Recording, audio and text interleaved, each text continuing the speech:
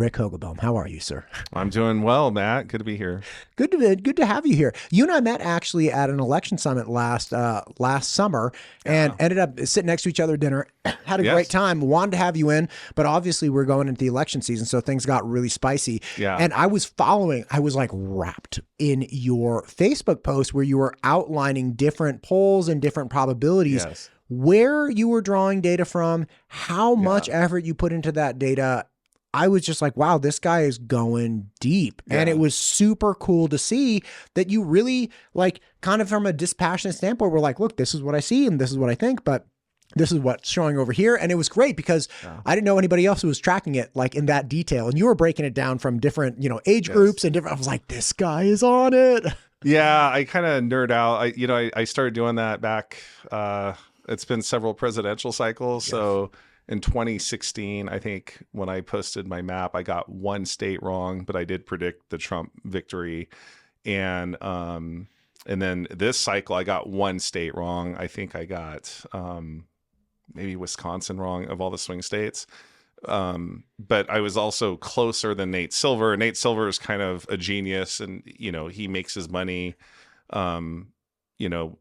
commenting on stuff. But basically, there's a lot of states. Idaho is one where the Secretary of State provides the voter registration affiliation, and then there's some states that don't. And one of the things that is a key indicator is, well, how many registered Republicans are there? How many registered Democrats? How many registered independents? Republicans and Democrats, by and large, vote 90% with their party. And so one of the things you're looking at in certain polls are, to what extent are Democrats flipping or Republicans flipping? And then the independents are kind of the wild card, and everyone's trying to guess, what are the independents going to do? Now, I could tell you in Idaho, the independents overwhelmingly vote Democrat. But there's other states like Nevada, I think North Carolina. There's some of these states where the unaffiliated is this big sector, and they're really hard to pull. So I think that the challenge is then when you're looking at polls, even the polls, you're looking at the cross-tabulated data.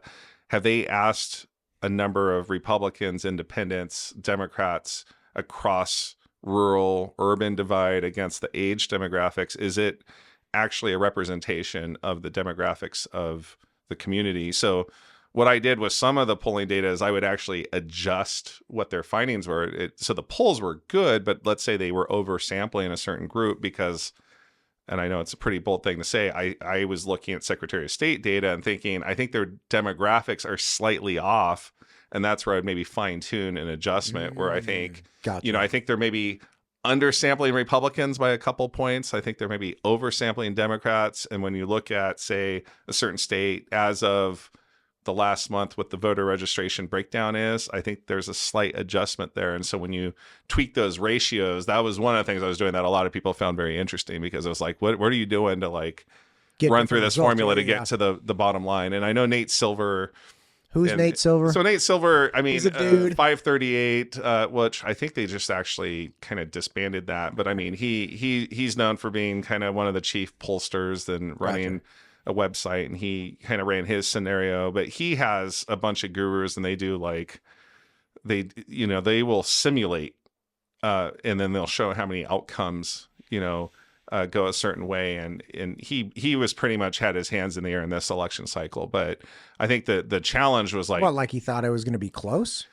He's like, I don't know, man. Yeah, I mean, I think he had it. It was it's pretty much a coin toss. But some of the trends, and I think the challenge was Michigan. And then there's usually certain demographics that are pretty predictable, like the labor movement, for example. The union vote generally falls a certain way. And I think one of the things you're looking for, are there any trends that suggest that something is going on? And I think what you saw in Michigan is some of that labor vote. And I think they released some of that data when they had pollster opinion polls being done, that you could see that the Democrat brand had been weakened, that there was going to be some of those labor households voting Trump because they weren't happy with Democrat policies. So I think there was enough, you start to see, a few little things like that were suggesting that, I don't think the Democrat coalition is as strong. It looked a little bit weaker. And then, Trump pulls out a bunch of these, what you call low propensity voters. For one, there's a lot of voters. I think even here we had about 80% turnout in the presidential election. This year in November, we have an election in May, which is local stuff, highway district commissioners. May 20th. Yeah, so we have Ada County Library District and Meridian Library District. And I just did the first interview published this morning. And it's like like 6 years ago, 7 years ago, nobody cared about Library District. But now you have people, you have like 6 people running for Ada, or maybe 5. Somebody had to drop out. But like you have a lot of people that are very passionate about getting on the board, the library boards. Yeah. And my guess is you might see 15 to 20% turnout. So 1 out of every 4 people who voted in November, not too long ago, will show up to vote this May. And then in November, you'll have a municipal election cycle, which, might hit 20%. I don't know what Eagle and what some of the Ada County cities have been, but traditionally in Canyon County, Nampa, Caldwell, I think both of the mayors are up. And so there's going to be a lot of attention in those communities, but still that's this fall, right? Yeah, that's this fall. And you're going to see still relatively small turnout. So on the presidential cycle, there's a lot of people who show up to vote and, they think politics is really at the very top, and there's a lot of money spent obviously on presidential politics. That's changed a little bit in local legislative. I'm sure you've talked a little bit about the dynamic of more money and more focus on some of the local elections, like even as you're saying, the library trustee stuff. Two of the people loaned them their own campaign like $20,000 each, and it's like for a no-pay library district. It's wild. We're seeing in Canyon County some highway district races where candidates are, we're seeing fundraising and spending at levels that I don't think has ever been seen before on races that have not been viewed as. It's usually, some folks in the community maybe knocking on a few doors, handing slips of paper. Maybe they have a website, and now you're seeing far more polished, politicking going on. Yeah, there's a guy running for sewer district who also ran for the school board a couple years ago. He's got these giant signs out there. They're very nice, all color. They're not cheap. And it's like, there he is, awesome. And he's a Ada County precinct committeeman, and he's very interested in politics, I guess. But I drive past it. I'm like, who would think that anybody would get like a $200 sign, not just one of them, but like multiple for a sewer district? Every time I think of Peter Dinklage from like Game of Thrones. I guess he was in charge of the sewer. The sewer. But you have a sewer district here that has elections, and that brings up another interesting, as far as Canyon County, as the clerk of Canyon County, I should have this memorized. I think we have about 61, 62, give or take, special taxing districts, and we have the most in the state. Canyon County does. So it is one of the challenges to administering elections in Canyon County when we talk about consolidated elections.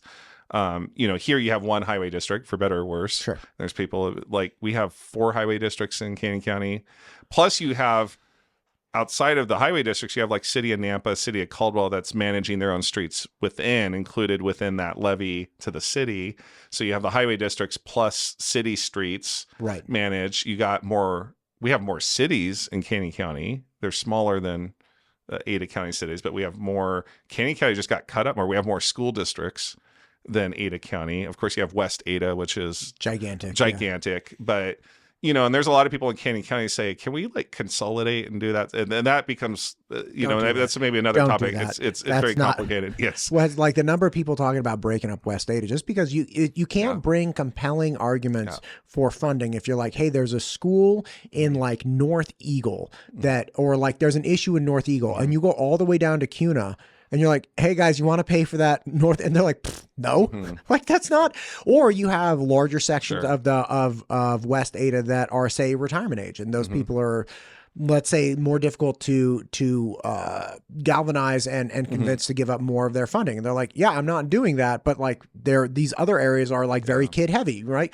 Like it's bonkers having such a large school district. Yeah, it is. I mean, generally, I think having more districts, there's more jurisdictional proximity to the people. So I think it really goes down to governing philosophy. Is it better to have government closer to the people? I've heard people praise like Ada County Highway District. I've heard a lot of people, I'll leave unnamed, maybe particular mayors with Ada County say that they wish maybe that it was reformed a little bit, because I think for better or worse, you're having to live with their decisions on how they're prioritizing their projects. And you might think, man, you're taking all my city's tax dollars and we're like fifth on the list and you'll eventually get around to us. But if we were our own district and we kept those dollars and we were able to guide and direct our own affairs, and you can make the argument that there's more accountability, right? Sure. But now, from an administrative standpoint, there's like quadrupling in price, because you have to have your superintendent. You're going to have, your board, which is not, again, in most cases not paid, but they're going to have to be establishing all of these different things. You're going to have, bus contracts. You're going to have to all these different things individually, and you won't be able to negotiate. That's one of the reasons why West Ada has such low administrative costs, because it's not 4 districts of 10,000 kids. It's one district of 40,000 kids, and they have one superintendent and one, whatever. So you do have the capacity to consolidate, but then you're so removed because then you're in charge of like 50 school sites. Yeah, that's a challenge. But you bring up a good point. Like economy of scale can provide some efficiency, cost-efficient benefits, and rather than go through 5 RFPs for a bus contract with multiple school districts, it's one, right? And you're coordinating those routes. But yeah, there's, pros and cons. It's just interesting, the communities, how they've kind of, come into existence, all these taxing districts, right? And statutorily, there's a process to form a library district or to form a recreational district or to form a city, right? Not everyone lives in a city. Everybody lives in a county. I tell everyone lives in a county. Yeah. Everyone lives in a highway district, and everyone lives in a school district, because there's no opt-out option on those, because there's a constitutional mandate to ensure justice if you're committing crimes. And so you have a sheriff and a prosecutor. And you also have a constitutional obligation for education. Correct. Right. So it doesn't matter where you live in Idaho. If you have a kid, you have a obligated to provide you. What is it? Equal and fair, something like equitable. that. Equitable and fair. So those are the services that are mandated, right, through from the state. From the state. Yeah. When you bring up taxing districts, okay, and this was a question I had, and I am really bad at this.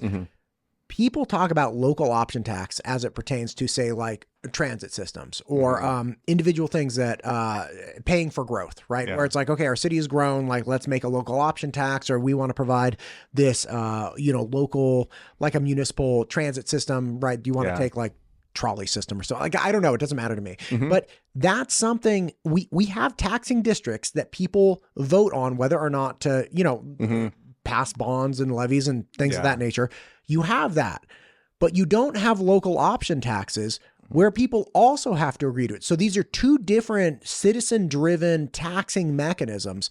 What is the difference? Because I don't understand. When a lot of the legislators had told me, they're like, well, if, say, Boise could do a local option tax, I'm like, well, don't they have taxing districts? And it was never explained to me what the difference between the 2 mechanisms are. Because again, both require participation from the citizenry.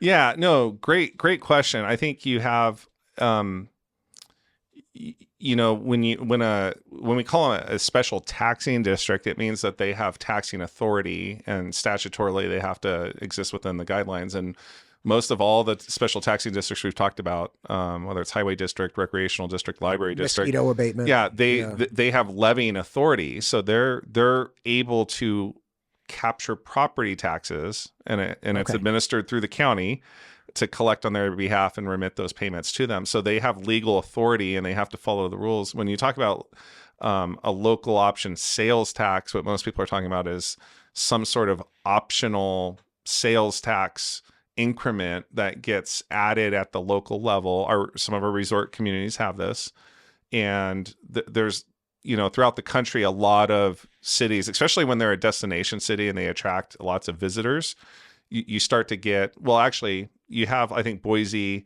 Nampa just voted in an auditorium district. I think there's only a few statewide.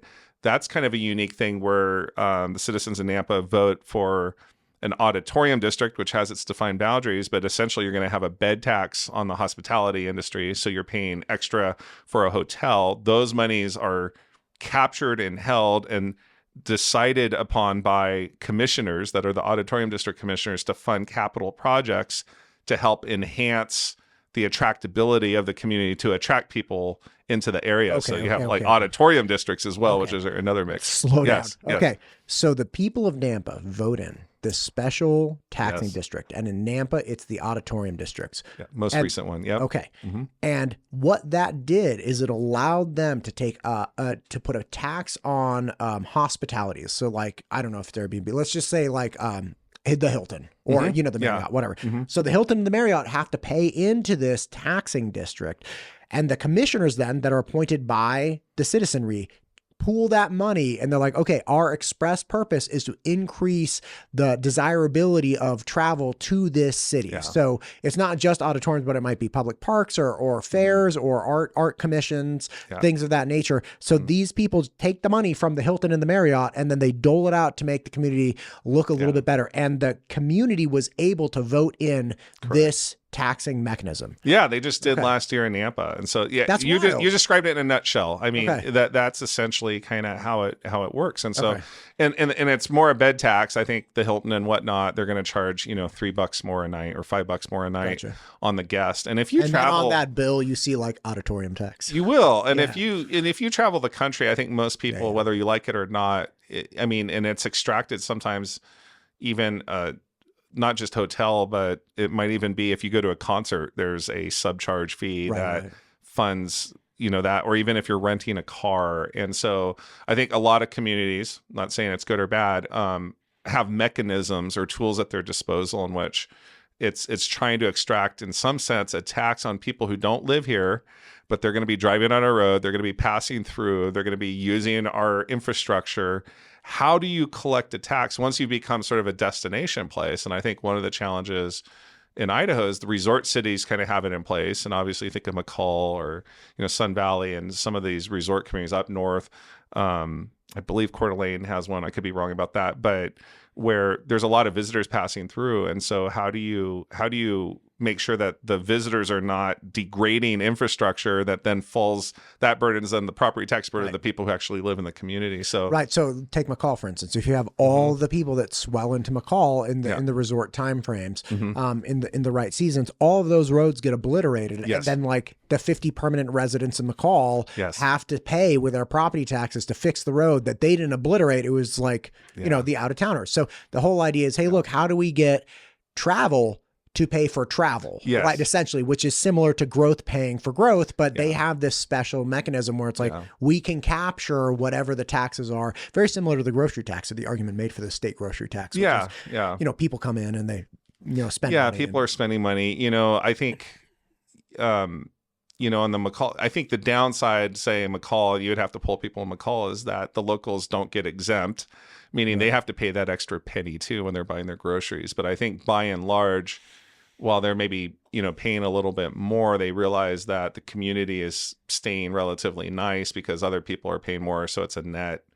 Let's just give them a rebate. Give them a rebate. They can file their tax returns and get $100 back. Yeah. It's sort of like taking the state concept and trying to localize it. Yeah, that's a great idea, Rick. We just solved the problem. One of the things, I've, and the Sheriff Donahue did kind of an op-ed about a month ago, and we've had some meetings. We have a jail issue in Canyon County. When I say a jail issue, the jail we've voted down like 4 or 5 bonds over the last 15 years in Canyon County. And Ada County is kind of in a similar challenge. They had a bond, I think, last election cycle 2 years ago, and it barely failed. They lost by like 75 votes. 75 votes. Wild. And what's also interesting, I don't know, but we're among a minority of states that requires the 2/3, 66.23, 67%. So the 2/3 plus 1, essentially, requirement to do the bond financing, even when you're financing, I could kind of understand if you're trying to build like an arena or an amenity that's not a mandated service. But when you're talking about schools and jails, these are things that the state mandates.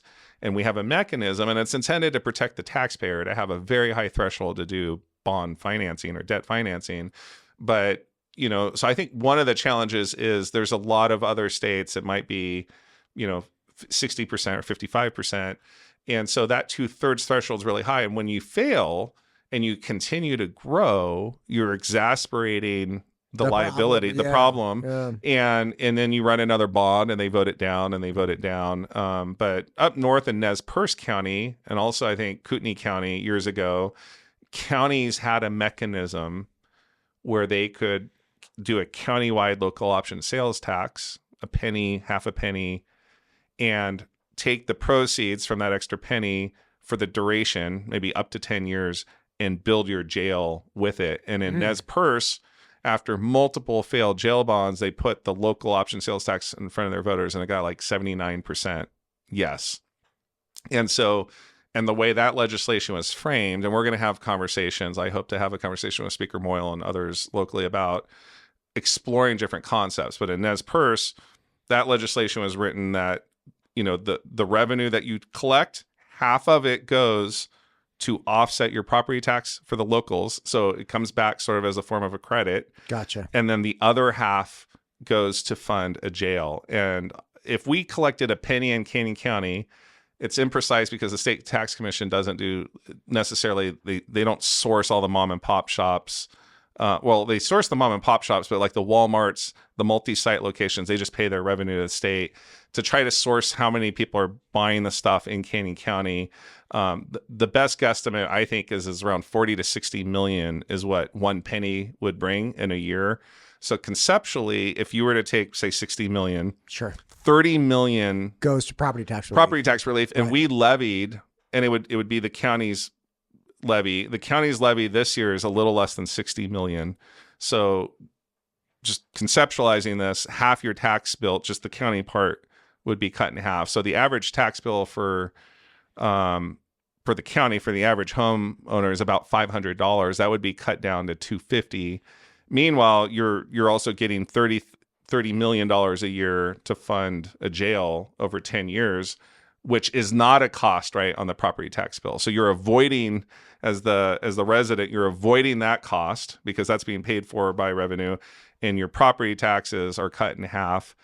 Now, I would be spending an extra penny, and we have a big family, consumer spending on taxable goods. Not all our spending is taxable, right? Goods and services, or goods are taxed, but services generally aren't, right? Your haircut, well, you know, those sort of things. Yeah. But if you're buying something, the sales tax on that. So, you know, the average home on sales tax consumption is maybe around $30,000 a year, give or take, depending on your family size. Some are way below, some are above that.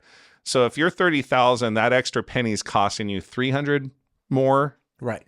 You're getting 250 back if So you're the homeowner. So it almost washes. Yeah. Well, it almost costs you 50 to save 300. To save 300. Like that's the beautiful piece to fund. And that's the honest trade-off. And then what's really challenging is when you have these conversations, the minute you hear new tax, people are like, no. This is actually something I want to talk to you about because I was talking to Mark Gee, Superintendent Mark Gee from Middleton, because they're running a bond. Yes. And he was like, look, we ran this bond in, I think, 18, right? And it was a bigger one. It was like $60 million or something. He's like, we ran the bond in 18 and it got like 55% said no or something like that, right? Whatever it was.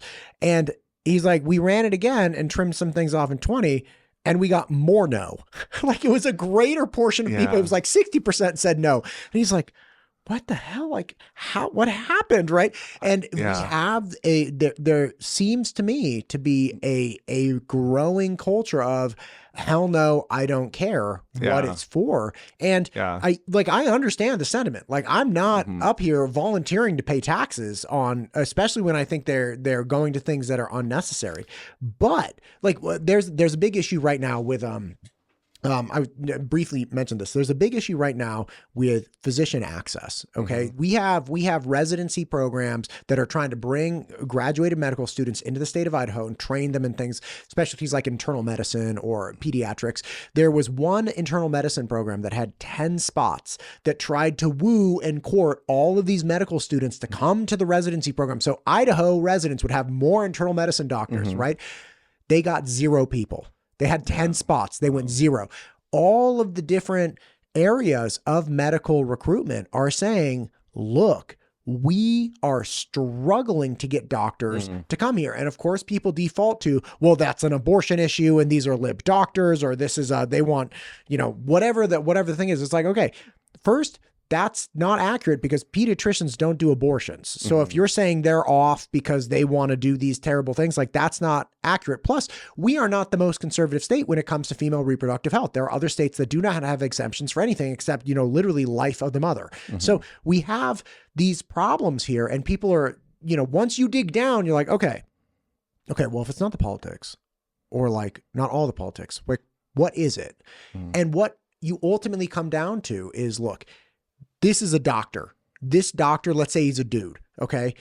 Guy or gal, doesn't matter. But this dude or gal want to raise a family. Okay, if you're a doctor and you want to raise your little, mini kids, what are you going to want? You're going to want safety. You're going to want good schools. You're going to want good infrastructure, right? Like you're going to want these basic services, because why would you move there to raise a family if you're like, it's going to be an uphill battle? So a lot of these taxing problems that I understand the sentiment. I don't want any more money, but like if you want to attract somebody to Middleton, the answer to be a physician, right? And let's say you're an aging person, you're 65, you're 70, and you want good physician access. The answer is not to strip the schools of all possible funding or just say, hell no, I don't care about it, because we collectively will fail to court appropriately doctors that would want to come here. And Alabama has doctors, Arkansas has doctors, Oklahoma, which was like red all the way through. Did you see that meme where it's like the perfect state, doesn't it? Oh. And it was like Oklahoma, all the counties are red. Yeah, I think Elon Musk shared that. Yeah, it was a pretty funny thing. Yeah. And then it was like a shot of Idaho where it's like, we're almost there. We're almost, like, I think again, Blaine County. Yeah, right. Yeah, exactly. But, so like we have, the whole point of that is not like red or blue is right or wrong, but there are more conservative states than Idaho that have solved this problem. And at least in part of it is making a community or a state that does value things that doctors value, like education, like law enforcement. Do we have a huge problem with ISP? I wouldn't know if they'd categorize as huge. It seems huge to me in that we used to have one state trooper for every 4,500 citizens.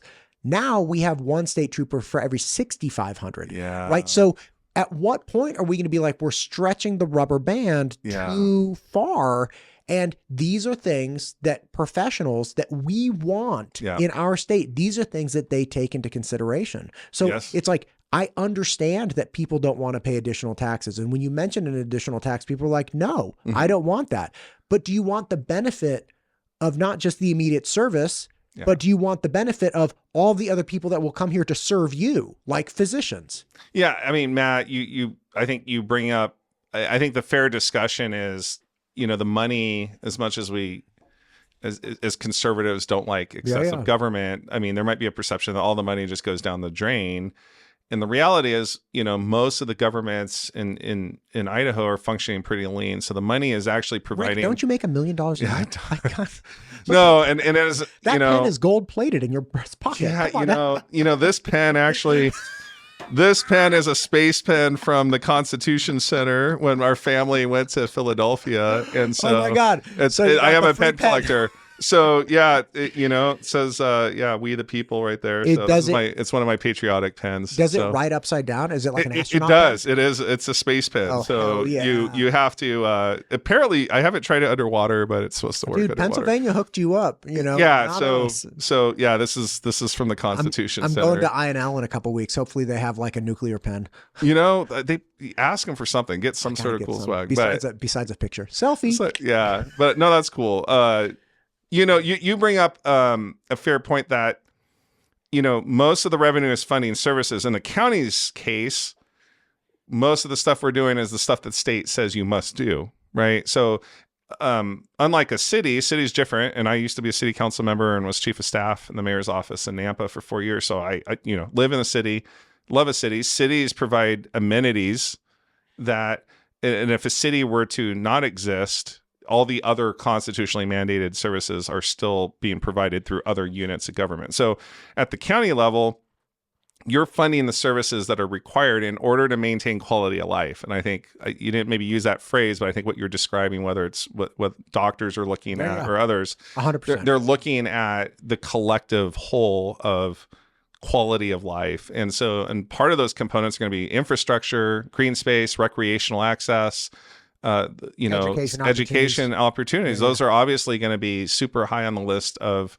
people who are wanting to put roots here and raise their families here. But like in Middleton's case, I think you bring up some good points that, the challenge is you have a lot of people in Canyon County. We've grown. I was just reading a Compass report that talked about our population growth, and we keep growing. So schools get filled to capacity, and the school district says, we've hit a threshold. We need to build another school. And the way you fund that is you put a bond before the whole community.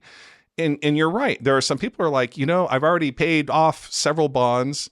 My kids are up and raised. And if this darn growth wasn't happening, I wouldn't have to be, faced with this bond issue in front of me. And it's just the rules of how you play catch up when a deficit is incurred. And there's a lot of policy discussions about ways in which you can maybe proactively do a better job of having growth pay for growth. Yeah. But at the same time, you're hearing concerns, well, housing affordability is so high. If you tacked on impact fees, for example, on all the new homes that come into existence above a threshold, right, that expands the capacity of the school to trigger the need for a new one, and you were only to extract from that pool of homes the cost, it would be so excessive they wouldn't come into existence. So some of the people around would say that that's fine by me. We would just stay in a frozen state and not grow because I don't want to incur the cost of growth. Yeah, but guess what? You're going to pay for the kid who's uneducated and ends up in jail in 17 years. Yeah. So I think those are the honest trade-offs about the type of community and going back to local control and how, communities want to guide their own existence. We do have a challenge. We've grown a lot. The growth, whether it's ISP ratios, I think the local cities are going to be staring down challenges of police ratios.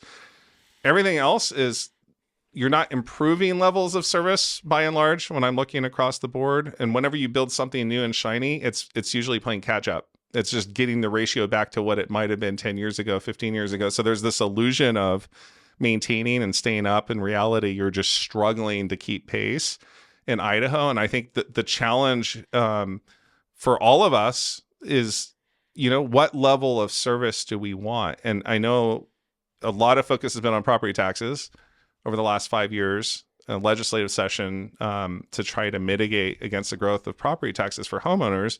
A lot of the people moving here, they're surprised when they see their tax bill. They think, oh, is this the first half of the tax bill? It's like, that's the full year. That's the whole thing. That's the whole thing. And they're shocked. And, Idaho ranks, among one of the lowest average medium property tax states for homeowners in the whole nation. And, yet we've been focused on trying to provide more and more relief. And some of that relief from the state has been to send money to help pay for our tax bills through a credit. Right. And then another lever that they pull is to try to restrain local budgets from going up. So they're kind of pulling these two levers of don't raise your budget and we're going to throw money in to help pay your tax bill. So the challenge is the state's not going to have this never-ending source of revenue to be able to keep throwing via credits. The other challenge is by constraining this lever, it is true you're keeping the budgets from going up, which also means levels of service, ISP, police per ratio, park maintenance, paramedic, jail, paramedic response time, fire response time. All of that is only going to get worse the more you grow. If you're predominantly growing, I think the other caveat to this is if you're predominantly growing with rooftops, which is been the big demand here. And so if you're growing smart, maintaining some commercial industrial growth and residential growth, and you're growing kind of in unison and you have balanced growth, because when you look at like cost of community service studies, rooftops require more dollars in service than we contribute in property taxes. So we're being subsidized by commercial and industry, which usually contributes more money than they require via services and infrastructure. Which is a huge problem when you have the dwindling agricultural base, because like it's like for every dollar that they take from the county, they give back like $2.50 or something. And for the for the residential rooftops, every dollar of service they get, they only give back something like 70 cents. They're net negative. So for people that are frustrated about the tractor on the road, every time you see a tractor on the road, just hear cha-ching, because they are subsidizing your emergency responses. They're subsidizing your schools. They're subsidizing everything.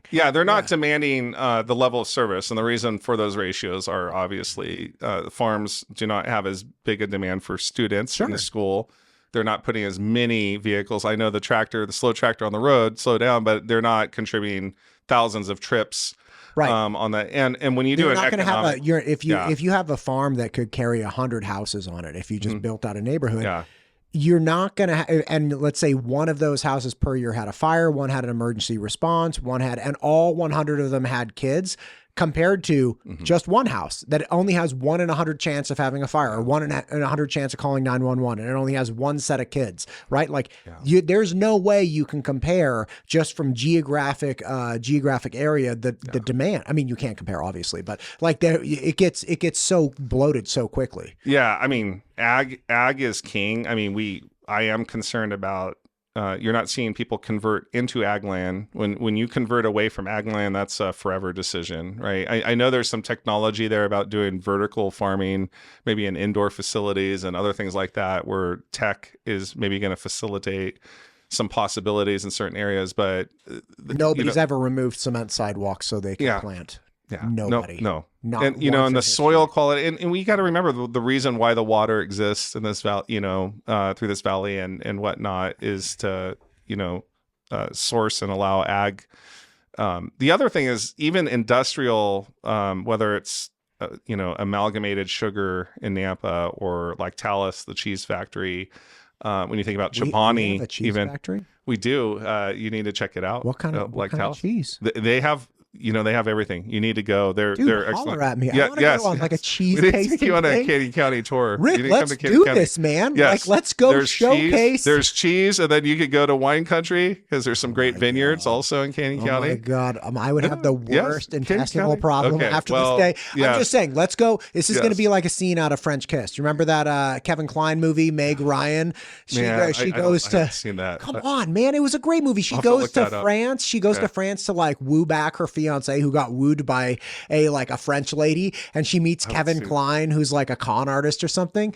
Dude, come on! I like Kevin Kline. Okay. Kevin Kline was great. He had that great role in Dave. Like that was his seminal role. He also had a good role in the Grand Canyon, which was like this really weird movie that tried to explore like race division, like from the average person. Danny Glover was the tow truck driver. I used to really enjoy Kevin Kline, but he just kind of fizzled out to nothing. Like he didn't do anything. He did. After Dave, that was his moment. After Dave, he kind of said, no. Canyon County's got a lot of beautiful, back to wine vineyards country. And wine country. Yeah.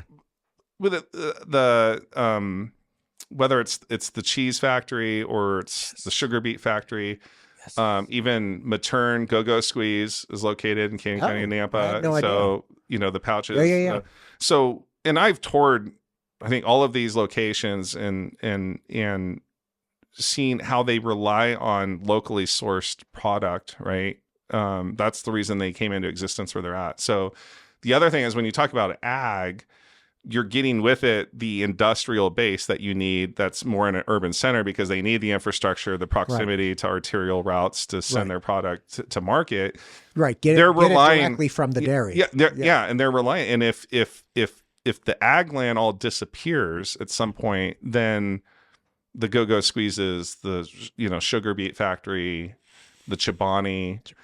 I mean, you can just go down the list. I mean, the major investments have been made here in that industrial tax base, and they provide good paying jobs and great tax base into the community, but they're reliant on that locally sourced product. And at some point, if you can't get that locally sourced product or the cost of importing it in from further distances eats away at their margins, you're going to see the possibility of, industry go elsewhere. And Right. and the one thing about every recession and slowdown in the economy, the one thing that's resilient is people still got to eat. And so I think, historians have kind of looked at the Idaho economy and say ag has carried us. And so Idaho's got a pretty cool foundation on ag, where you also have, emerging tech, whether it's Micron and others. And there's kind of this cool balance of resilience, foundational ag. We feed the world. Then high risk, high return tech. Yeah, and high risk, high return tech. That is fair. The high risk part of it, the volatility, but it's much better than being all in on tech. And then you have communities that can crumble and fall. When the auto industry slowed down in Detroit, by the way, Detroit's been having sort of a renaissance of coming back. But yeah, they've had some. They've had to make a lot of decisions. I mean, one of the things Detroit did, I know I'm just nerding out here, is there was this move to not shut water off because that sounded very humane if people couldn't pay. And word got out, and part of potential bankruptcy years ago is people stopped paying their water bill, for example, knowing that their water won't be shut off. So, and what ended up happening is the lien gets accrued. Let's say you're 60 and you're like, I don't care about paying this bill again. And Right. none of my kids want my house anyway, so I don't care about a lien. Part of why you had all these sort of zombie abandoned properties is now when these people passed away, the lien on that property exceeded was worth more than the value of the house. And so the houses were literally upside down, and the city and the entities had to make very difficult decisions. And they decided to, I think, in some give some of those homes away with a condition that you actually live there and will pay your bills on time, or raise them and allow redevelopment to allow some interesting. But it is sort of a cautionary tale on, if you say we're never gonna shut your water off or your electricity off, we'll just put a lien on your home. Well, if word gets around and everyone does that, and then in Detroit, the challenge there is they're smaller today than they were in the heyday of the auto manufacturing industry.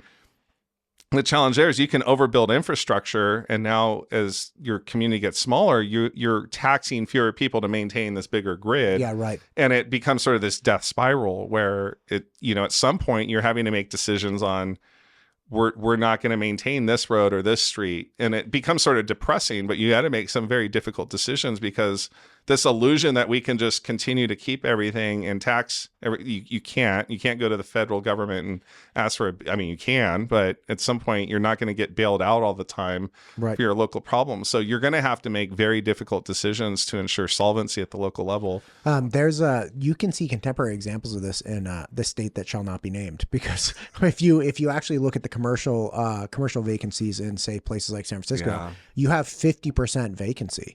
And these are very large investors that are, in most cases, very, very solvent, and they're fine. But they also, not only do they have extreme vacancies, but the commercial loans are generally on 5 to 10 year pulls. So if you had gotten a loan in, 2015 at 4% for your commercial property, or you got a loan in 2020 at 2% for your commercial property, if that loan's coming due now, those loans and the valuation of those properties are based off tenancy and rent roll. So now you have people that had these loans that were like unbelievably low, and they have these vacancies, and you have just hollowed out that city because of not only shifting industry. People were like, why do we need to send people to offices anymore? But also people just saying, like, why do I want to live here anymore? Like, what's the value here? And so we're going to see a contemporary real problem. There's a gigantic mall in downtown San Francisco that has never been occupied. Gigantic. It's like 4 stories, has like a 4-story escalator with like a big sun thing on top. They can't get a single tenant in there. And it's been decades. Like, it's wild. You know what's sad is a lot of these malls, it is, in some ways, it's part of the American development history. These malls kind of came into existence kind of late 60s, 70s. They put the mom and pops out of business in your downtown core that became ghost towns. The malls were where it was at when I was a kid. right? It was one stop shop, Dude, everything, food court, everything. Cinnabon, Orange Julius, Oh, those were so good. You remember all the crap you used to be able to get in the mall? They had like a Johnny Rockets, Red Robin. Yeah. Oh my gosh, they It was had everything. that Wetzel pretzel. You know, Yeah, you know, so I mean, the appeal of the mall, like the consumer habits move there, and what's interesting is some malls are still doing well, relatively well, and a lot of malls in America, by and large, have experienced decline as people have craved more what they viewed more of the authenticity of the niche shops back in your downtown. And it's just interesting how things kind of come full circle back, where the thought of having to walk outside and look through windows, I mean, that's essentially the mall basically said it's air conditioned. It's, you know, everything's under one roof, but malls, a lot of the deserted malls now are almost like movie, I think, production companies look for malls because they could do their action scenes and blow stuff up and, you know, maybe arrange something. I'm thinking like even Stranger Things. I think they used the mall back in Stranger Things was so great. There was that other movie too that was all about the robot rebellion, and they were shot in a mall. Yeah. So that's sadly what's become of many of the malls that had the glorious, you know, 3 weeks before Christmas parking lot filled to the brim, and now they're just like desperately used for, you know, shooting up films and stuff. I feel like this is a resurgence of, like you're saying, authenticity. Like Denny's used to be a thing when I was a kid, right? Like I remember going to Denny's. I remember Denny's too. And like they Grand Slam breakfast every Sunday morning. Moons over my hammy. You know, like the whole thing. I remember that very well. I remember the coffee cubs. I remember the smoking section versus non-smoking. And now, like Denny's essentially went out. It was replaced by, you know, I think Black Bear Diner really tried to take it over. But ultimately, like I'm never going to a Black Bear Diner. I'm going to the Egg Factory in Nampa, which, by the way, is wild. I took my kid down to Murphy to go chase lizards last summer. Cool. And on the way back, it was like 6 a.m. on a Saturday. It was like, it took every ounce of my humanity to like, I'm like, okay, let's go. So it's like, factory. Yeah. So we go down and we chase lizards and scorpions and snakes. He finds a ribbon snake. We try to catch it because he's like, they're not venomous. They'll just bite you. I'm like, well, I'll give it a shot. So we're like chasing this ribbon snake around the desert. And then on the way back, we hit Egg Factory with a giant chicken on top, and we walk in and it's this old school place. It is. And the meal was like $9. He got this big ass hot chocolate, big old pancakes. I was like, this is it, man. I think every community craves that sort of place, right? Egg Factory, holler at me. Yeah, everyone I think craves, I think, you know, and I think that's, you know, when you talk about amenities too, I think that there's a personality of the community that's reflected. I think when you had things commercialized so quickly, so rapidly, most of the mall's tenants were not mom and pops. There might be some specialized, but they were mostly like national distributors. That one that always sold like the chokers? It was like the goth store. Hot Topic. Hot Topic, yes. It was so great. And what was that store that always had the knickknack, like the massage chairs and the telescope? Come on. It was like... I can't. Sharper Image? Yes. Yes. You remember this? And Eddie Bauer. Get out of here with Eddie Bauer. I still like Eddie Bauer stuff. You had Hot Topic. You had Sharper Image. You had Eddie Bauer. You already talked about, Cinnabon. You had the kiosk in the middle. You could get your ears pierced and a scrunchie. Then you had like the flip phone, cell phone kiosk. You had the place where you'd rent suits for prom and senior ball. That was a big one. And then there's always a pet store. Maybe the pet store is your like local mom and pop owned shop. But there's always, and then the Santa Claus was always near the escalator or the elevator. You know, it was like big things. It was, and it's just interesting how Macy's and Nordstrom's on opposite sides. Right. Yeah. The Penny's in there somewhere. On all four quadrants. Yeah, exactly. Food court somewhere. I feel like we're reliving our childhood. Yeah. You know, it's like, when you think about it, it's like, why don't people like this anymore? But I think maybe it doesn't feel like the mall is literally oriented to, you are nothing but a consumer. And as much as, I'm going in as a consumer, I think there's maybe a deeper philosophical thing about how you understand your own identity in a mall, as all I'm viewed as someone who's just going to buy Cinnabon, stuff my face, do some compulsion or like just impulse buys and you know, and it's very commercialized. Go buy that mall crap. That was that scene from Despicable Me. Despicable Me 2. And he's like in the mall with his girls. He's like, go buy some mall junk. Yeah. It's like, buy a scrunchie or something. It's like you would buy things that you didn't like. That was the whole nature of Sharper Image. You didn't need any of it. And overpriced stuff. You just, And then you have the advent of the credit card that kind of came into existence alongside the mall. And so I think that's a whole deeper conversation about just how the American consumer has evolved, but it does affect our sense of consumer habits, our spending, what we expect from our sense of place. The mall was kind of a place to go get away from home, and you're kind of in this la land, and it was sort of an experience. And I think you see a revival of downtowns now, where the shuttered shops that were forgotten and now have become sort of your dining districts. They're more people centric. There's history. But everyone's, looking, when you looking at your community, what are the things that I value? What sort of amenities do I value? And healthcare, right? Doctor, presence, how close proximity do I want to be? So, I mean, there's a lot of things, and some of the things that we do are foundational at the county level, school districts. You need to be able to prosecute crime. There needs to be confidence that lawbreakers are going to be dealt with in this community, because every Western you watch, the town does not flourish until they hire a sheriff, and that's once you have a sheriff and you have the rule of law, then you have property rights, and people can put in hard work, fairly confident that their labor is not in vain, that the robber barons aren't just going to come through and take it all. Right. And so you see civilizational progress. It really expands when you have to have the rule of law. And so the challenge here in Idaho, we back our law enforcement. And when we talk about law enforcement, we back them in sentiment. We don't necessarily back them in policy or in funding. We back them in sentiment. Everybody has a back the blue. Everybody has the thin blue line. That's about as much fundraising as they're going to get from this state. Yeah, I will defer to your. I was maybe not as bold going to say that. And I say that as a non-law enforcement person who knows absolutely nothing. Yeah. But I do know that I do talk to a lot of law enforcement people, and on the city level, I think there are some cities that absolutely do are in it to win it for their police departments. Yeah. But at a state level, there are just a lot of things, man. Well, there is, and I think what I was going to say is there's an entire ecosystem. When we talk about back the blue, we're mostly, thank God for our patrol officers, but I had a cousin that worked dispatch, and sometimes they're a forgotten part of the people who are taking the calls.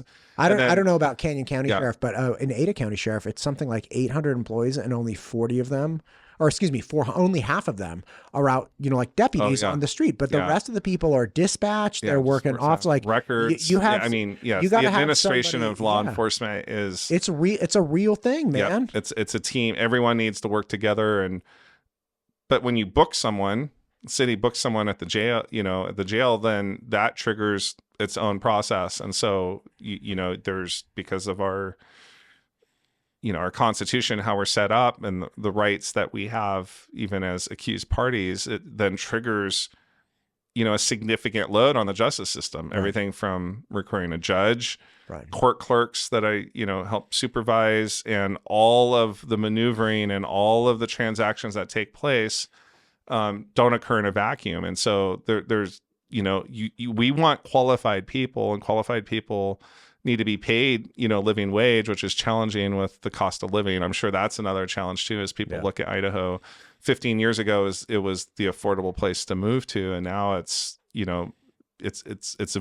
challenging for people to live here. I was talking to somebody about this particular issue just yesterday, in that I understand people continue to move here, and it does. And I understand it started long ago. I was talking to Senator Risch about it, and he was like, listen, when I was governor he was governor for like a year or something, right? Yeah. He was like, we were the third fastest growing state then. And that was like 2007, 2008, right? He's like, you're not the first one to move here. So he kind of like made me feel a little better. He's like, you're not, you didn't start this trend. But recognizing that with housing affordability, what I've actually seen since I've lived here for about 3.5 years is there are sections of the housing industry that are capable of being supported on Idaho-based income. Mm-hmm. And then there are sections of the housing community that are literally only affordable if you brought your job with you. Yeah, that's fair. Or your retirement. Brought your retirement with you. But again, your income from somewhere else. Yep. Like it's not possible to own the $2 million house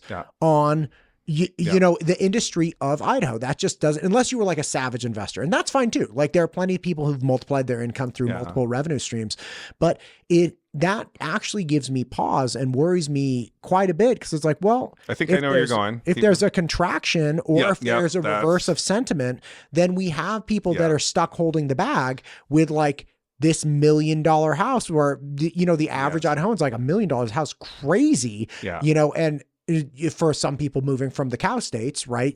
They're like, well, $1 million house is like a starter house. Mm-hmm. It's like, yeah, but you're here now. And if you're going to be here long term, you're going to have to integrate into this economy and community long term, unless, again, you're completely retired or, you know, you brought your job with you. And again, what I get concerned about at times is either there's a contraction of people that assumed they'd have the income, or people that moved here that are like, oh, I'll just get another job there. It's like, there's not the $200,000 job wandering around. No. Like that job there's not a big industry for those people. Like I don't, you know, maybe if you really crush it in insurance or something, but like, really crush. I mean, the average that's kind of where I thought you're going. The concern I have, especially, and you know, it's great to see people live out their retirement dreams in Idaho. Sure. Who wouldn't? It's beautiful here, and they can cash out in you know, one place to come here, and yes, the recreational opportunities and everything else.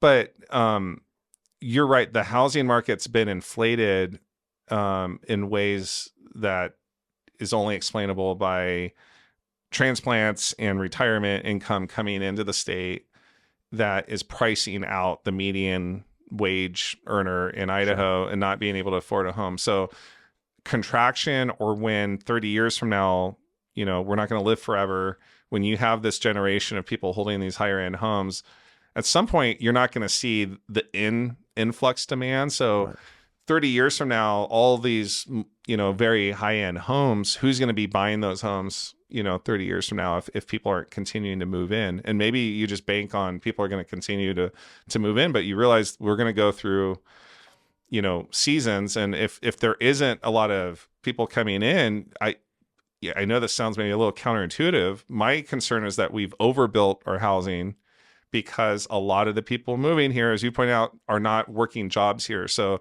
the home ownership here doesn't necessarily reflect the labor market, right? And so at some point there's going to be some sort of reaction, and you know that's a concern, you know, in the future. I think, people are going to move here and buy, you know, and build custom homes and beautiful homes, and it's really only made possible because of out-of-state wages or out-of-state investment, retirement coming in. And without the greater fool theory, it's like it's only worth what somebody's willing to pay for it. Correct. And if you don't have that replacement buyer, eventually there's going to be a problem. Yeah, I don't know what to make of that, by the way, because I'm not an economist and I don't understand all of the nuances. Like I also don't understand the trends of populations anymore. It's my understanding that, you know, my former state has not improved, and in fact, for many reasons has gotten worse, right? Like I think people have wised up to that, but I don't know if there's the same. I don't know if it's going to be like the frog in the pot. They just get more comfortable with the heat again, and without like a real singularity, like a moment where it's like, oh God, this is it. Then, you know, probably growth is going to slow down from at least coming from that area. Yeah, if you're talking about the state that shall not be named, that if it's the same state that sadly had a lot of fires recently, you know, what's interesting there, and I have family that lives there, is a lot of the homes, and I lived in Palos Verdes for 1 year when I was a kid, and that wasn't a fire issue. That there's literally movement on that sort of peninsula where there's cracks occurring, and you have utility companies like gas companies saying, we don't know how safe it is to keep gas flowing because of all the cracks. So, you know, I think the governor declared like a state of emergency even for that issue, and the states had to come in and sort of just max out their catastrophic insurance fund to insure, and I don't know if you've had like, it would be fascinating if you had like an insurance agent, maybe you have, I missed it, to talk about. Yeah. It's almost impossible to insure a home in California right now. And it's like, I had director Dean Cameron of the okay. Yeah, I should have him on again just for a recap. But yeah, it is wild, the problems with insurance. And again, in this state, which is amazing, they're fighting tooth and nail to do everything to keep insurance for homeowners, to make sure that houses are safer, to justify it for a free market of insurance companies. We're not going to legislate it. We're going to attract you to this state. It has to be beneficial for both parties. All the right things. So God bless you, sir.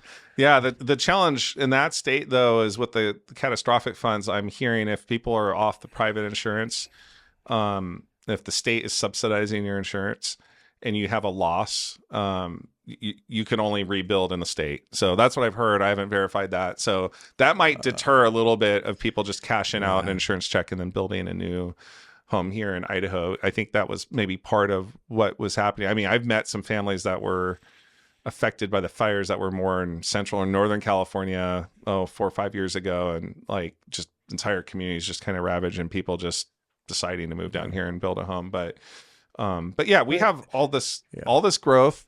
That's cool that you had the Middleton superintendent on and talking about the challenges there. And I think, and hopefully Chief Tominski's coming on again soon. Oh, that's cool. And I know you've had Michael Stoll on about the ambulance district. Yeah, Michael's an awesome all of those guys got killed.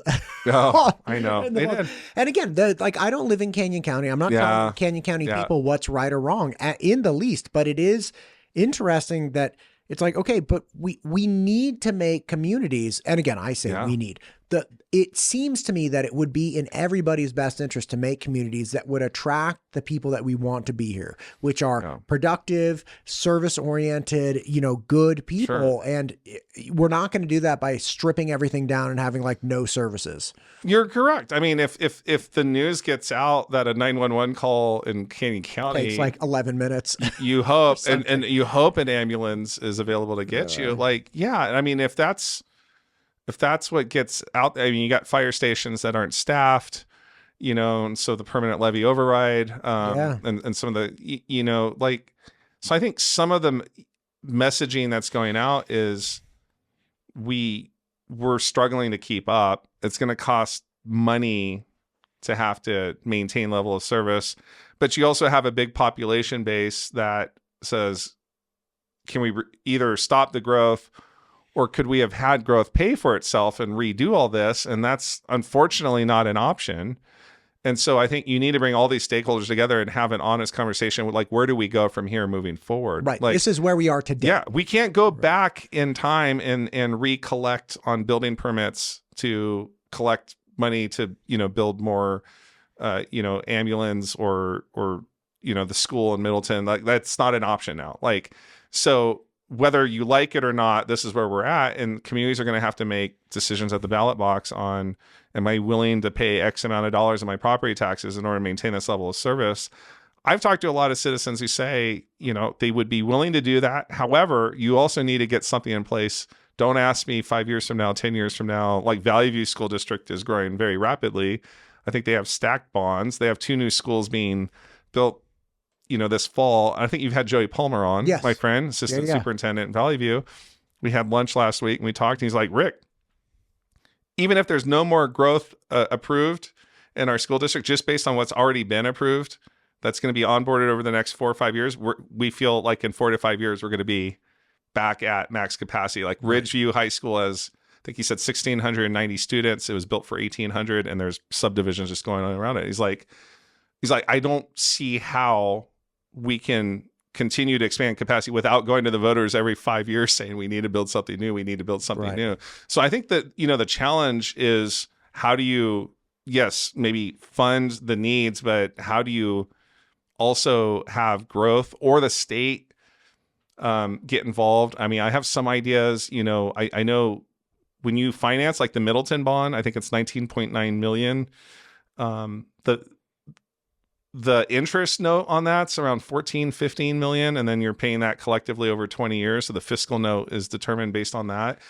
Now I know the interest is benefiting people who are investing in the bond market, so that's all of us. But I think that's also, you're almost paying double just to pay the interest, Right. Depending on what the interest rates are. And this is an area where I know the state is known for having a revolving loan fund for charter schools, and charter schools are a different animal and how they're able to fund stuff. But, they're mostly praised because they, put all the seed money in this revolving loan fund. I mean, the only thing the state's losing is maybe not investment revenue off our tax. But rather than maybe doing a tax cut, you put some of that money into a revolving loan fund so that if we were to approve a jail or a school, the fiscal note, if you took the Middleton bond instead of 19.9 plus say 14 million, you took the 14 million, maybe you're paying that back in half the years, or lop off 40%, right, of what it would cost per 100,000 on the taxes. So those are just ideas I'm throwing out. I'm hoping to have meetings with Speaker Moyle and others to say either the threshold for voter approval, or can the state, I know, maybe if you're not going to fund it outright, you're mandating that we provide it. And the only mechanism we have is to do debt financing off local property taxes. And I think we all agree that, people don't like that. And I mean, you've alluded to that. That's why a lot of people just vote no on everything, because there's just this anxiety. Like, I'm being taxed out of my home. Everyone's asking for money left, right. I only have so much money to give. And it's a lot of anxiety when you sit down and say, it's only, it's going to cost this. And maybe someone says, well, I can afford that. But it's more the principle of, if I say yes to this, then they're asking for something next year. And then this group, it's this sense that I'm going to be pulled from every which direction. So I think that anxiety is real for a lot of property tax payers. And I think the challenge is the state has helped with some credits to help pay the property taxes. But I think we need to find a better way to fund the new infrastructure that's required by growth in a way that doesn't always fall back on the community through debt financing. And I think that there are ways we can maybe get there if the state, school districts, counties, we, all sat, maybe I'm idealistic. I think that there's a lot of ideas I'll we meet can, at the Albertson Stadium.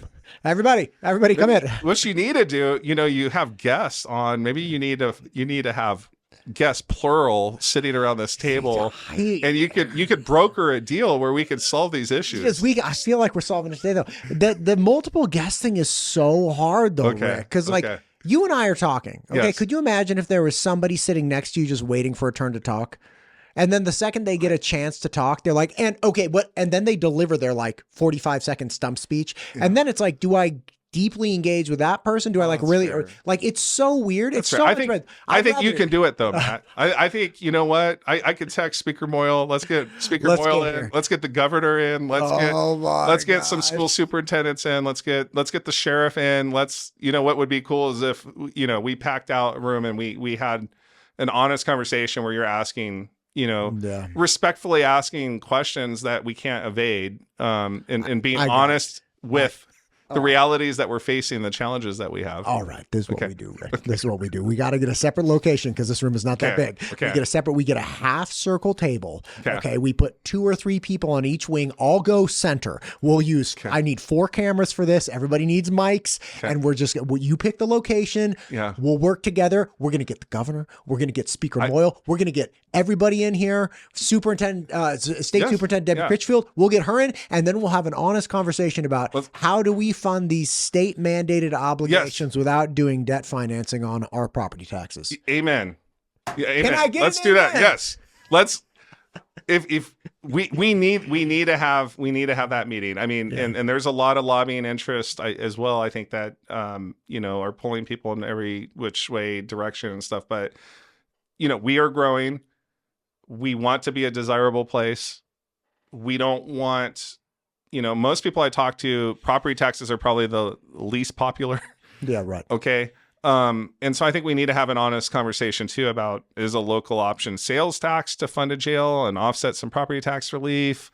Is it at some point something's got to give? The other thing is, in our jails, we're holding at, I think right now, close to 800 state inmates throughout the state and county jails, and the state reimburses us a per diem for holding their officers. But, there's also prison capacity issues that's on the state issue. And I know that Representative Skog, I think he got a bill print at the end of session just to kind of get something out there that said, and I forgot what the fiscal note was. It wasn't cheap, on increasing the per diem that comes back to the counties for holding the state inmates, and it was in the millions of dollars. And I think the message is, like, the state has some moral culpability and responsibility as part of this issue too, and either getting prison capacity higher and more quickly turning people, or reimbursing us the actual costs that come with housing people. So you have a lot of what economists call sort of hidden subsidies that exist that, and you know, that would be partly one. I know there's some counties that don't mind the revenue of holding a state inmate because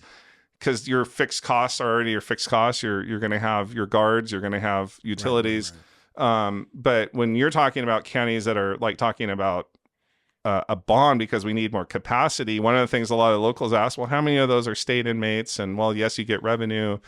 If the state took all those people, does that maybe give us another 5 to 10 years or something? These are at least the honest conversations that we need to have, because the citizens in our communities who are kind of the watchdogs who keep a close eye on these things, these are the questions that they're asking, and they feel like they're not getting good answers, and they just get the runaround, and everyone points the finger at someone else. And so we point the finger at the legislators, they point the finger back at us, and it's just this circular firing squad where we're just all criticizing what the other person's doing, and they need to fix the problem. And you have guest after guest, and they're going to, you know, some people will come on and say it's that county clerk. He needs to, you know, rein in spending. Okay. Nobody's blamed you, Rick. No, Don't not worry. yet. Not yet. Okay. Neither you nor Trent. Okay. I think people are pretty clear. It's like, hey, this money ain't going to me. I'm collecting this stuff and I'm distributing it. Only $1 million goes to Rick. Which, by the way, we need to get Trent. Yeah. I think, you know, you're situated here in the, you know, the Valley. I think it would be good to have these conversations about growth paying for growth for all the reasons you've pointed out. I think people want to maintain quality of life. I think most people realize that there's inflationary costs just to maintain what we have. Right. So there's going to be increases on that. The idea that we're only going to increase the state budget by like 2%. It's like, what if we have 8% inflation? Yeah. What if we have 3% inflation? Yeah. Like, we're literally going to be taking a haircut on everything. Like, at some point, you have to meet inflation. Yeah. If you're hiring, firing, buying, whatever you're doing, you're going to have to meet inflation. So it's like the idea that we're going to pin a specific number of like, we should only do this. It's like, okay, but like fire season was like $60 million last year. You bring up a good point. You have to look at a lot of factors, like we're growing, right? Yeah. So like if you're a chef preparing a party banquet, and you go from 20 people to 30 people, it's going to cost you some more and you're money. Like, don't you dare raise it more than 2%. So they're just going to get a lot of spaghetti. No diss, I love spaghetti, but it's like the level of service. And not everybody gets a roll. Not gets a roll. Yeah, I mean, that is sort of an analogy I think I used in a recent workshop, that it's sort of like, think of growth like it's a potluck, and what we have in place now is the people who are joining the potluck are not bringing enough food for even what they intend to consume themselves. So at some point you realize, oh, we have a deficit, and you can absorb a few people and everyone's still eating their fill because everyone else contributed. Sure. But at some point you keep admitting more people. And part of this is because of the way in which rules affect how new construction revenue comes into our local budget. So you're basically being told, welcome a bunch of people to your party, keep feeding them, but don't you dare spend a proportionate, we're not talking about excessive, proportionate amount of money. So it's like, you got to go spend 80 cents on the dollar, right, to feed these people. And by the way, the party host, you don't get to do anything about this. So for the citizens, or for the people that were already at the party, they're like, hey, bro, can you just get that? And you're like, I actually can't. You're like, why not? It's like, because the landlord who owns the building, he's not letting me do it. That's a good analogy. Because you can't do it. And it may be that the people moving in are like, hey, can we just, and the people living there are like, hey, shouldn't they just, and you're like, I can't do anything. You're right. It's the rules that are constraining it. And to be clear, it's not like the people joining the party only want to contribute 75 cents on the dollar. The rules are, and it's complex, on how you grab their taxable revenue and add that increment to your base. Nobody even knows what the mill levy rate is. So people living here or people moving in. Like, nobody this is knows not the pointing levy. the finger. I just want to be clear that it's not like people are wanting to join the party and bring less and smooch off, the others. No, That's I not did. freeload. I did, Rick. It's okay. You're honest. Yeah. At least I didn't even learn about, very thankfully, Speaker Moyle came on after the 24 legislative session around the primaries. And we had this really great conversation. I think it was in May about the mill levy rate and property taxes. Yeah. And it was like, it's so complex. And just doing this is like, how is anybody going to, and the Farm Bureau tried to make like a really great infographic, video, but it's like, I even watched it. I'm like, okay, I understand it now, but this video is not helping me. Like it's so complex. It is. And every state's a little bit different, and a lot of people moving from California, they talk about Prop 13, which was a cap on the assessed value. Right. And so there's all these levers, and there it's like, okay, the local budget can only go up so much. And then the local assessed value only on people who are staying in their home, as long as they stay in their home or pass it on to their kids, goes up so much. And then you have two homes that are worth the same next to each other, and one might be paying 4 times the taxes of the other. Right. And the other is because that person's been in their home for 30 years. Right. And their assessed value's gone up. So now they can't some people, move anyway. Of course, if you're that person's that, aging in your home, you appreciate that protection. I think the intent in Idaho back in the 80s, in the early 80s is when there was like national tax reform. This is when there's kind of a nationwide revolt. And whether it's California, Massachusetts, which I think has a 2.5 proposition, which is a 2.5% increase on each.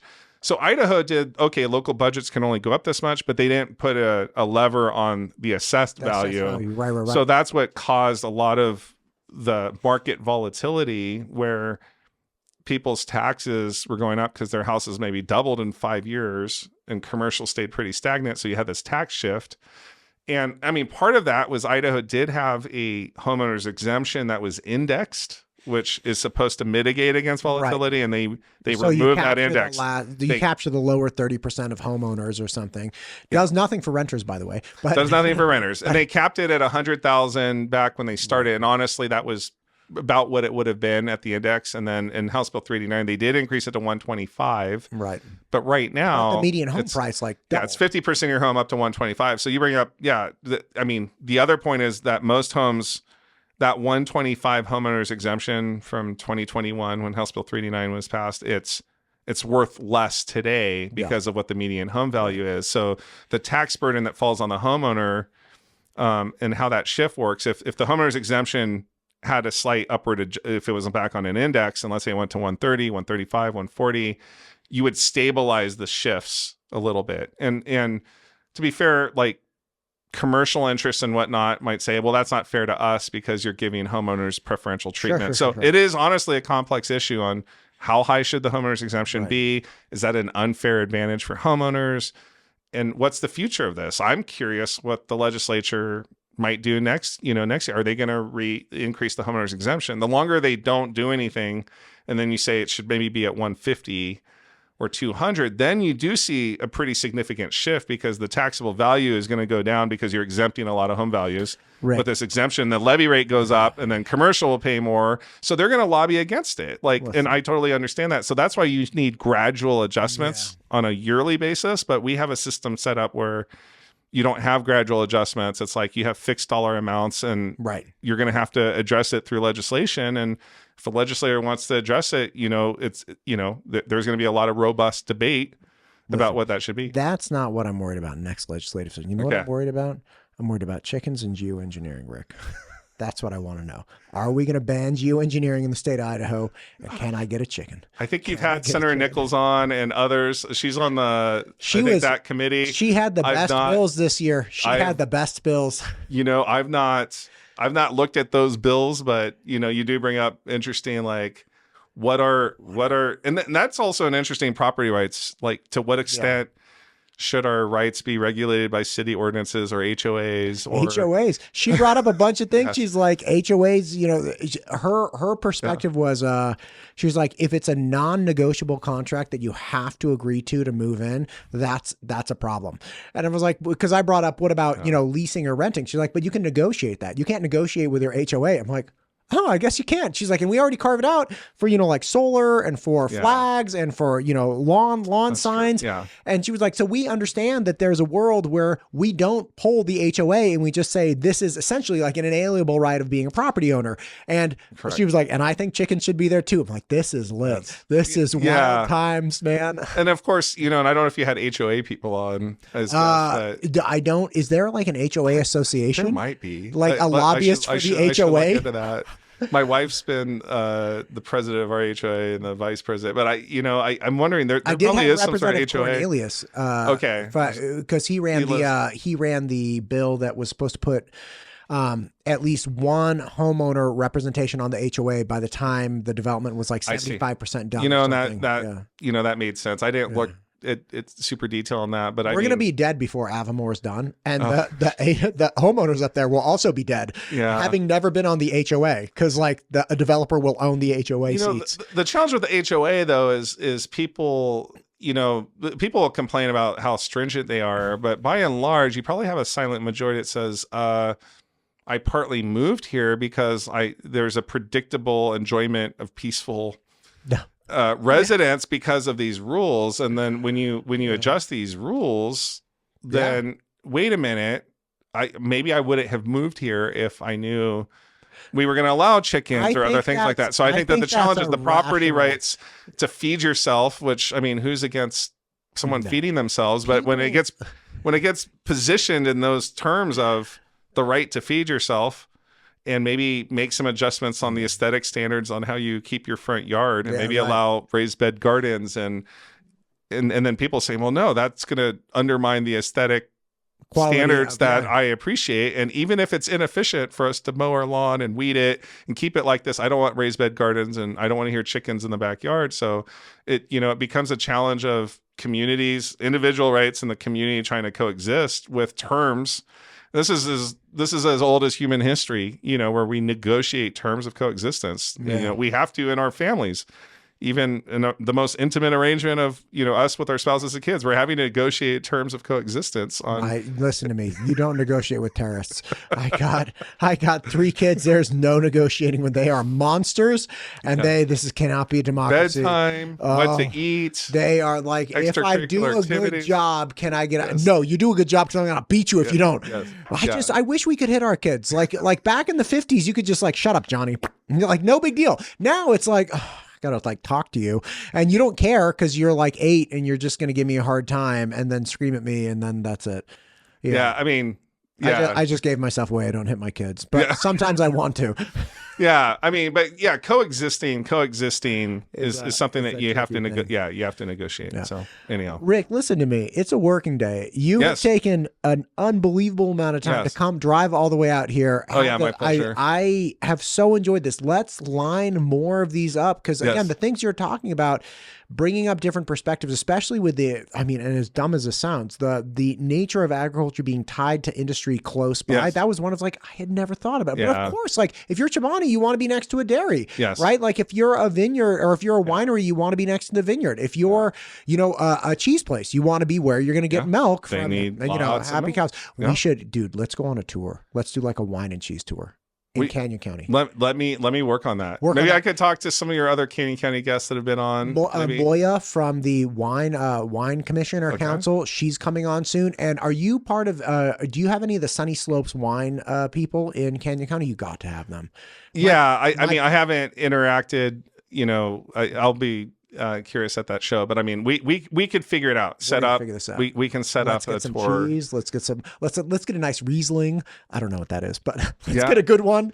And I know there's a lot of ag industry folks who would love to show you around too, and explain kind of their industry, whether it's we have lots of ag industry, whether it's the wine. There's also I don't know if you've had anyone from the seed industry, the seed industry, the ag industry. God, Syngenta. By the Chinese, Rick.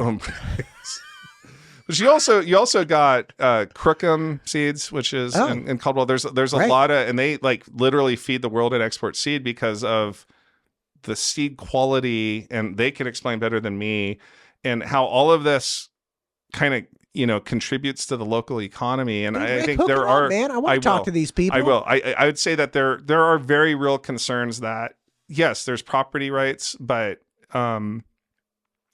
when communities keep sprawling, and let's say you sprawl around a farm, now it's really easy for them to say, well, that farm is now an infill development. Well, you created the infill development. Yes, because you annexed around. Yeah. And now you're saying, well, it's abutting on 2 sides and 3 sides, and so it's only natural. And so of course, and the other thing is when cities do their area of impact maps, prospective developers, they're already buying the ag land, banking on, they'll wait 10, 20 years before there's a pathway to annexation. Right. So everything west of 55 is already purchased. It's been ready. Yeah, you can probably look and almost everything is owned by LLCs, and they're leasing to farmers to work the land now until they have a pathway to annexation. So I think from even the ag preservation advocates say it's in many ways it's already too late, because by broadcasting that you even want to grow here, you've already advertised to someone to go gobble up that land and hold it and wait until their pathway to annexation comes. So,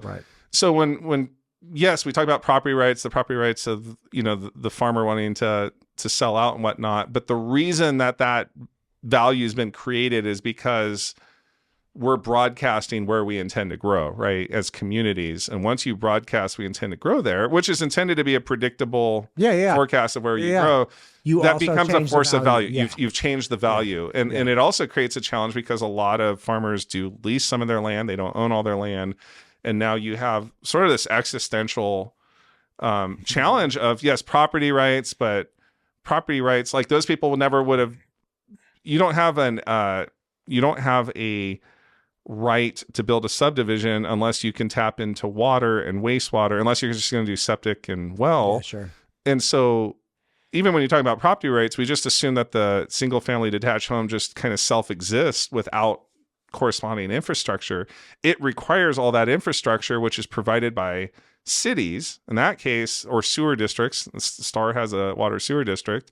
But cities are providing that level of infrastructure to allow the density of single-family detached homes that can have wastewater, because you can't do well septics for a bunch of homes that are tighter. So, like the cities are broadcasting their intent to grow there. The concern I have as someone who lives in the city is to make sure that we grow wisely, in that we can actually afford to provide services. So when it kind of circling back to the issue of, okay, if we fully build out into our future land use map, how many more schools do we have to build? Let's be honest. How many more fire stations do we have to build? How many more ambulance dispatch do we have to build? How many more police officers do we have to hire? And then what is the corresponding revenue off that tax base, and can it actually fund those things? And if it can't, then there's a deficit. And I think that's where a lot of people are like, let's figure out how to fund that deficit before we grow. So I think there's some people who are like, no growth, period. And I get those people. I don't want my view ruined. Then there's other. I want to be very clear. There's a lot of people who are like, grow if I know it's not diminishing my current enjoyment of quality of life, and that it's going to degrade quality of life, and that there's no way to fund it. So show me the plan. And I think a lot of people are frustrated because we're growing exponentially, and yes, there's some impact fees in place for this and that, but by and large, we have fallen behind, and that's creating challenges. And so we need to have this honest conversation. So my hope in the future is that we could broker some sort of group conversation about these issues, Matt. The ranch. You can do it. You can moderate, Matt. You can do it. You, Rick. Thank you for coming in, sir. Thanks for what you're doing for Canyon County. Good to be County. here. Yes, take care.